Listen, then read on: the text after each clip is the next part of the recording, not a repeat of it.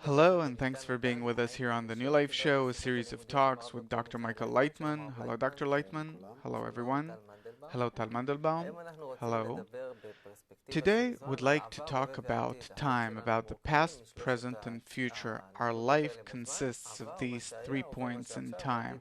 The past, what was, the present, what's now, and the future, the way it's supposed to be. And we'd like to learn how, as a result of the new relations that we'll create between us, we'll learn how to correctly relate to the past, present, and future in order to achieve a better life. Tal, please. Yeah, the partition into past, present, and future is very significant to our life. It defines the way we think, the scheme we have developed towards life. Each one of these times demands different skills. The past demands memory. The present demands the ability to sense and grasp. The future demands more complicated skills like planning, deferring gratification, which is something that develops later on in our development, and it's something which is very relevant for our day-to-day life because the way we relate to this partition, it influences our entire life. Meaning, if I'm engaged, constantly engaged in my past, how could I have done things differently? And I drag it into the present, maybe it prevents me from living my life to the full. If I'm afraid of the future, what's going to happen, how are things going to be, it's the same. And we know that many times it's hard for us to seize the moment, live the present. So we'd like to understand how to correctly behave with respect to these 3 times, and especially how to use our time in the best possible way. And maybe more clearly put, do we have to learn how to seize the moment, live here and now? Were we able to only feel the moment, the current moment, without the past and the future, then we would have gone into a state which is either above time or we die, one of the two. Die why? Die because the dead are free of the sense of time. Very simple. Someone who's dead that doesn't feel any changes in time, that's called dead, is free of time. But if a person is in such a state, then he's already like, we don't know what, because animals, they also feel past, present, and future, and also plants, and also the still to some extent, in accordance with what goes over it. It has some kind of a memory and senses of its own, even though it's on the still level. We're not really acquainted with it, but it also has nonetheless a feeling of external influence over it, according to which probably it also counts past, present, and future as a result of its resistance towards external changes. Therefore, to just feel one of the 3 times means to exit the feeling of life, to come out of it. But what's interesting is something else. To rise above the feeling of past, present, and future, and to control them. Meaning not only to control them, but to control the processes which we're experiencing. Meaning, how can I manage the past, present, and future as the sum total of influences which I experience from some external source? And then if I unite with that source, I study it, I connect with it, then this way I'm in control of these 3 times, and I become boss over my time, boss over life. I can move from the past to the present to the future and back to the present and the past. I can be altogether above them, independent of them, that I change them instead of them changing me. It all depends on how do I overcome my will to receive, which is the sense by which I feel changes in time. And if I rise above the will to enjoy, the will to receive is the will to enjoy, and I become completely free of it, then I no longer sense past, present, and future as my life. And now we're coming to the following question. What do I identify myself with then? Here we're coming to a state where I have to know the entire axis of the development of my desire. The way it was created, the way it changes, and what's the form it has to come to. And in order to know that, I have to rise to a completely different level called the plan of creation. Because from everything we see, from everything we research, we see that everything has past, present, and future, meaning that everything has a cause and consequence. And then I always have to go to the cause, because its result, then I can easily research it and see it, and I don't even have to see it. I know that this is how it's going to come out. If I exactly know the reason for everything, then in the reason, the future form of anything that comes from it already exists in the cause. So I come to the main question in life. What is the origin, the reason for my life? Where do I come from? What am I made for? What force manages me? For which purpose? In which way? And to the extent to which I'd study it, I'd also control my life and come out from the shackles of time. Why is it important for me to know the axis of my development, how it was, what's gonna be? That desire that's constantly developing in me throughout evolution, throughout my history, even that will to enjoy, it forces me to know that, because I want to fulfill myself. The fulfillment has to be both in food, sex, family, money, honor, knowledge, and especially knowledge, where without knowing the meaning of life, I don't feel myself full, satisfied. The development of the desire itself inside me necessitates me to know that. It aims me, like we see in science, that nonetheless we're reaching the same desire, which is the desire to acknowledge the higher force that is working on me, nature. What exists in nature? What's the source? What's the program? Where is there truly the brain which has planned everything and is operating everything? My development brings me to this kind of curiosity, to a deficiency for it. And it's truly the greatest pleasure that a person can experience. We see that this is what we're headed towards, developing towards. I know that there are many people that don't want to know. They live here and now. Let's eat and drink, for tomorrow we die. What can you tell them? It depends on education, it depends on our life. It's the way a person grasps life. There are people who wish to be satisfied with the least, because otherwise it demands much effort and many unpleasant states in order to reach the truth. It's a question. To what extent is the attainment of truth, meaning the source, the origin of life, pressuring them, is important for them? Or what's important for them is to feel pleasure, and that's it?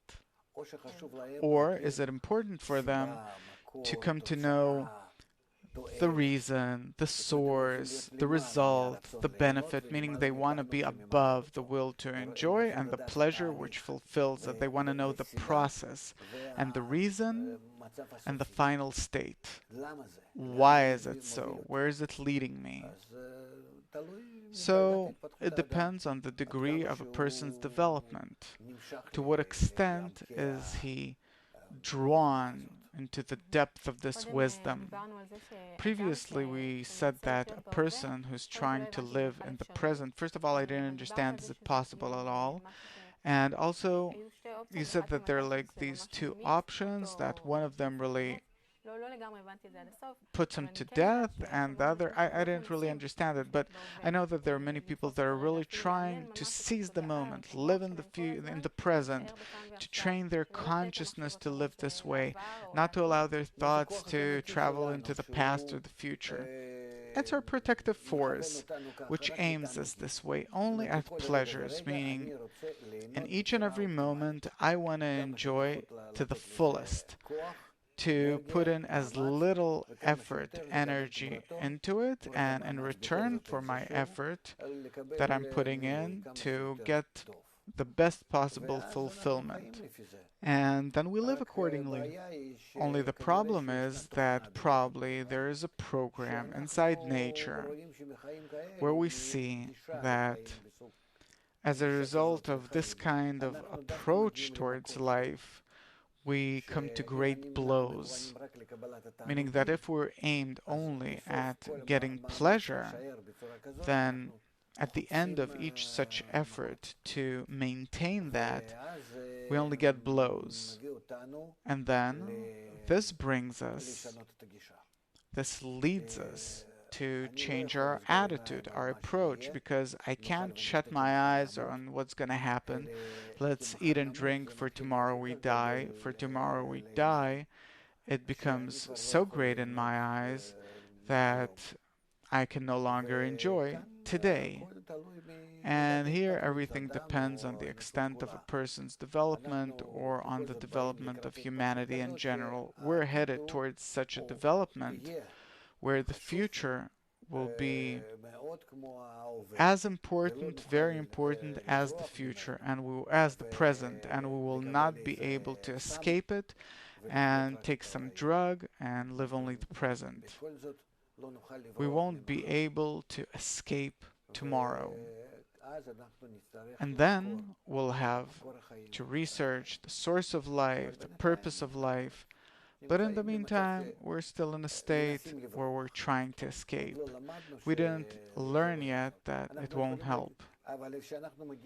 But when we talk to our children and we want to educate them, we're not telling them, the main thing is enjoy each and every moment, the next moment isn't important, because we know that it's not purposeful. It won't give them a good life eventually, a happy life. They have to live their life with broad open eyes, knowing what are they headed towards, what the day will bring, what will tomorrow bring. And we also have to open this kind of a vision, broader vision for ourselves too. And if we're talking about different methods that train your consciousness to live only in the present, doesn't it release a person, set him free? No, by that we become like animals, because an animal wants to simply live each and every moment in life and therefore doesn't really see the future. Animals have natural senses of the future, like they feel an upcoming tsunami or the outburst of a volcano, they feel nature changes, climate changes, and so on. But it's a very short, natural kind of feeling, and therefore a person, he sees much more. And we have to use it in order to really not go into real life of suffering, and also not to prepare for our kids, for the next generation, something that they won't be able to bear, to stand.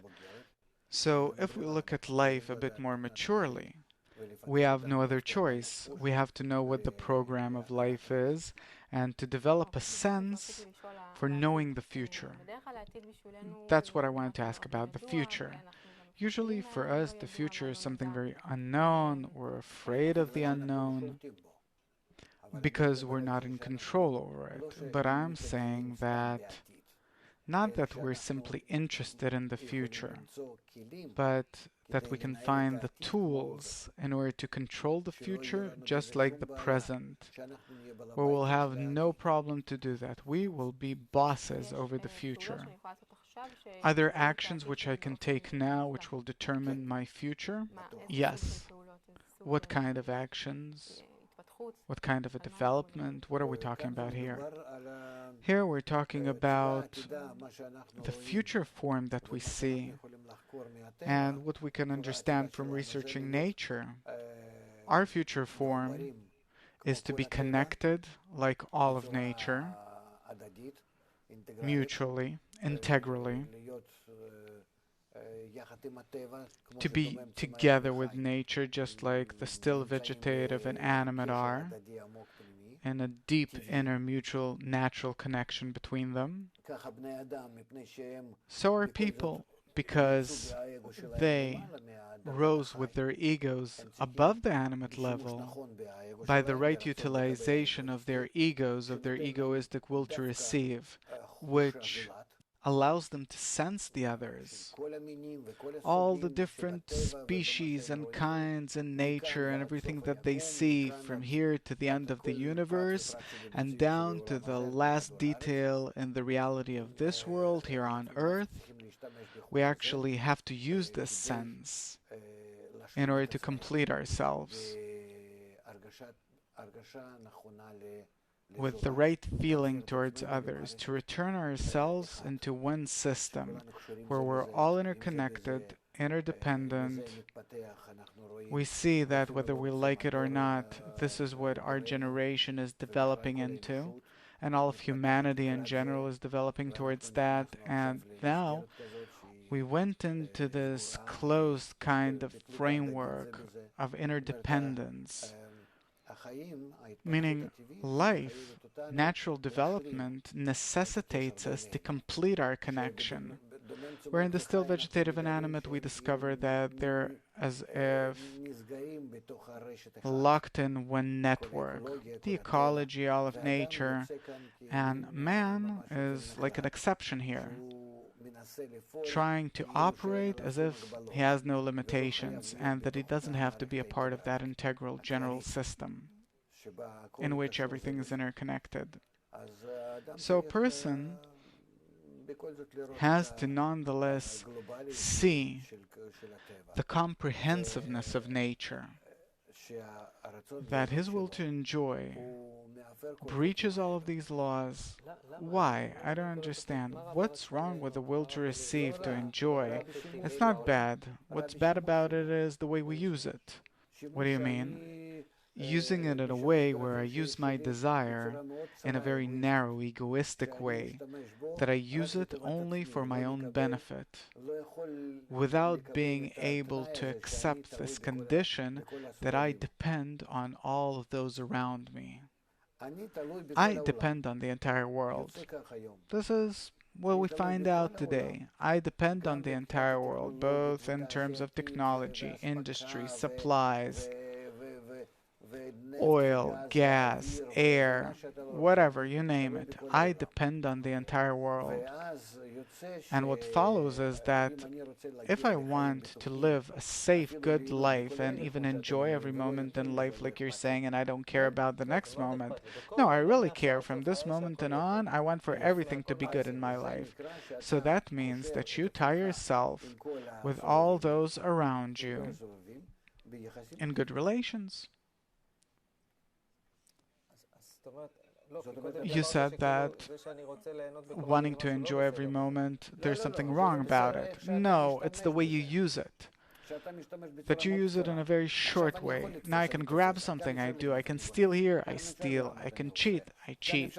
Here I can think only about myself, I use it. You're using your ego in a very narrow way. Narrow meaning that on the way I harm someone else, and indirectly you hurt yourself. It comes back to you because the world's round. Meaning to enjoy is fine, but if you hurt someone else on the way, that's not okay? Yes. We are incapable of doing good to ourselves unless we do good to others, because it's one integral system, an analogous system. It's a system in which everyone is interdependent. Everyone's interdependent.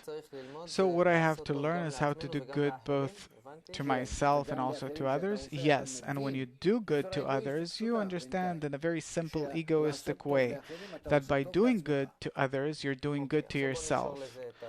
Okay, now let's connect it to the past, present, and future. Wait a second, not yet. That this way, if you make a good and nice covenant with everyone, covenant meaning what? An agreement. An agreement that what? An agreement of mutual friendship. Up to the point of mutual love. That much. And if you make this kind of an agreement with everyone, then you promise yourself pleasure from now on. That's reasonable. Okay, what else? No, that's it. Now, into this purpose which became very clear now, what do I have to learn in life from these 3 points of past, present, and future? I have to examine the way that I treated others up till now, in the past, so-called? No, if you reach a state where you are included in others and they're included in you, that you really become as one desire, as one mind, as one mutual action, where we're all interdependent, we're all included in each other, then here the concept of time disappears. Disappears, it's a process, or does it happen instantaneously? It disappears throughout a process. Okay, so up till now I understand that the goal is for me to reach a mutual agreement of friendship with others, where each one of us agrees to do good not only for himself but also for others. That any action, if it gives me pleasure, it's only on condition that on the way I don't harm you and also you benefit. Yes, that's called that the system is interconnected. Yes. Now, at any given moment that I try to treat you this way, any given moment in a moment will become the past, meaning there are things that we've already experienced in our connection, there are things that happen now and things that will happen tomorrow. I want to break it down into past, present, and future. How am I supposed to examine my attitude towards you with respect to yesterday? What am I supposed to learn from yesterday? That's the question. That yesterday your relations with others weren't that good, and how much harm you brought upon yourself. Do I have to make this examination? Of course, without the recognition of evil, you can't continue towards the good. So what exactly do I examine in my past? The extent to which you, in your narrow ego, brought harm upon yourself. You brought harm upon yourself.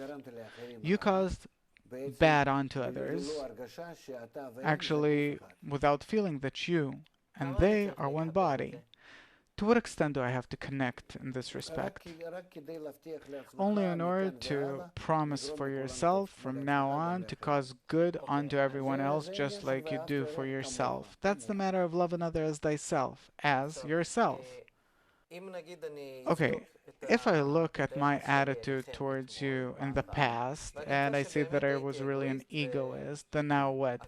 I have to eat myself, I have to regret it? No, no, no, no. Just to decide that from now on, I have reached the recognition of the evil of my nature, that my egoistic nature is evil, and I have to rise above my nature. Maybe I don't know how, maybe we have to learn how to do it, but it's possible. And I rise up above myself onto others. Meaning, I start including inside myself the desires of others.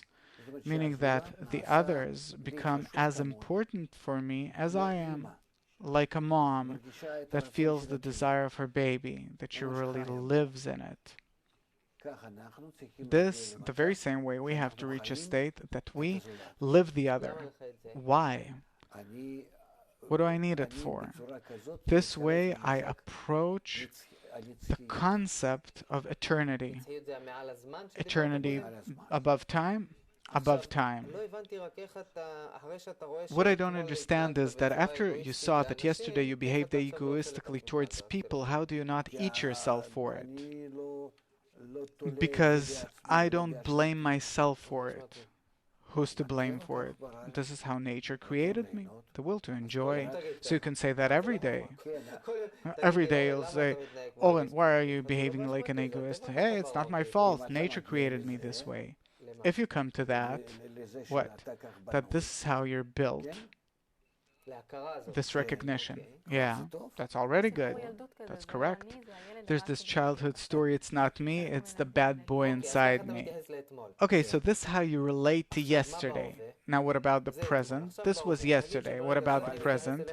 Suppose I behave towards you now egoistically. Do you agree with this nature or not? So there are people that play with it and they say, that's how I am and that's it. This is what I thought that you'll tell me. Why did you behave yesterday egoistically towards that? Me? It's not me, it's my nature. No. If you discover it correctly, through the right kind of education, the integral kind of education, through the wisdom of connection, then you start discovering that all that happens in order for you to make a change in yourself. Now you're talking about the present. Yes, and what is the change? The change is that through different actions, you will reach a state where you will become included with others, where your desire and their desire will be as one desire. Make your desire as his. What do you mean? That you as if live in one dish. There's no difference between another person feeling good or bad or you feeling good or bad. No difference. It's the same. This is the kind of awareness we have to come to. Not only awareness, feeling. A feeling. And how will that affect my future? I'll tell you. By that you change the past, present, and future. Because you start including the whole of reality, all people in one desire, and it's all mine. And in this human desire exist the desires of the still, vegetative, and the animate. And it turns out that the whole of reality is you. And you start discovering that life is eternal. There's no time. There's no past, present, and future, but there is the constant matter of becoming ever more included with everyone. That is a different kind of time. These are states of ever-growing integration with everyone and a ever fuller feeling of life. And then you start seeing that life is really that you can open up your desire endlessly by connecting with everyone and enjoy.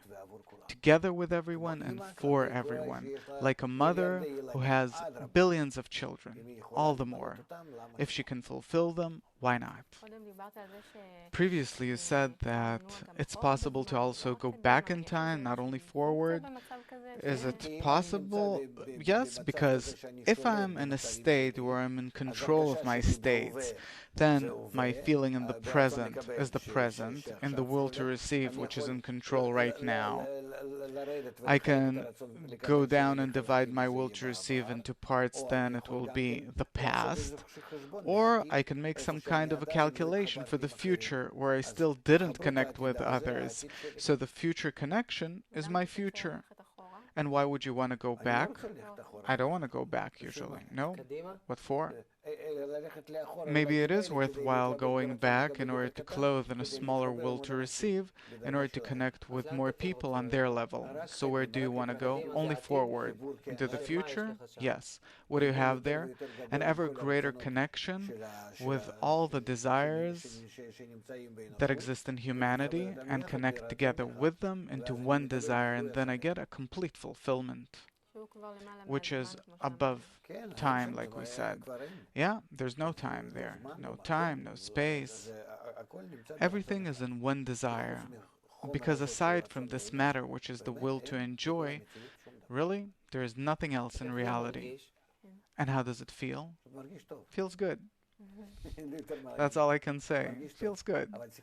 But we have to talk about the method of how do we really clothe it or in it, and we manage ourselves in order to reach a life which is really good and beyond time. Thank you very much, Dr. Laitman. Thank you, Tal. Thanks for being with us. Till next time, all the best.